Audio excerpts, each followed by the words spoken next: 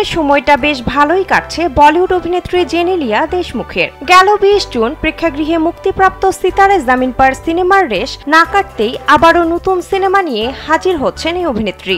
তবে চুক্তিবদ্ধ এই সিনেমায় রয়েছে নতুন চমক। বলিউড অভিনেতা ইমরান হাশমির সঙ্গে প্রথমবারের মতো জুটি বাঁধতে দেখা যাবে এই সুন্দরীকে। সিনেমার নাম গানমাস্টার G9।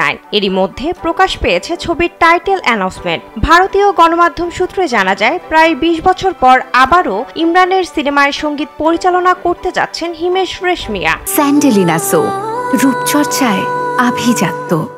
এরপর থেকেই সিনেমাটি নিয়ে দর্শকদের আগ্রহের যেন শেষ নেই।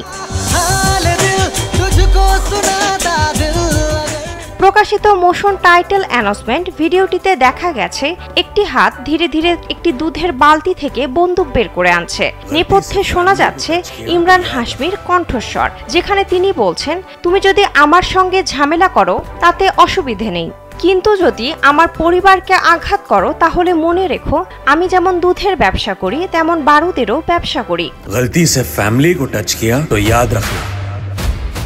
এদিকে সিনেমার শিরোনামটি নেওয়া হয়েছে মিঠুন চক্রবর্তীর সিনেমা সুরক্ষার একটি ডায়লগ থেকে। 1979 সালে মুক্তিপ্রাপ্ত সেই ছবিতে মিঠুনের চরিত্রটি গানমাস্টার G9 কোড নেম ব্যবহার করেছিল। সেখান থেকেই অনুপ্রাণিত হয়ে ছবির নামকরণ করা হয়েছে।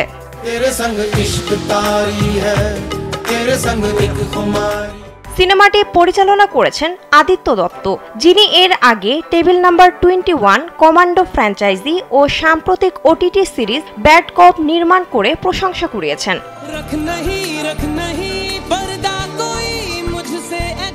গানমাস্টার G9 সিনেমায় জেনেলিয়া ও ইমরান হাশমি ছাড়াও অভিনয় করেছেন অপর শক্তি সহ আরও এক ঝাঁক তারকা।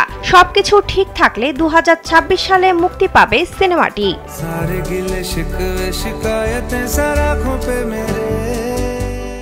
বিনোদন ডেস্ক, কালবেলা।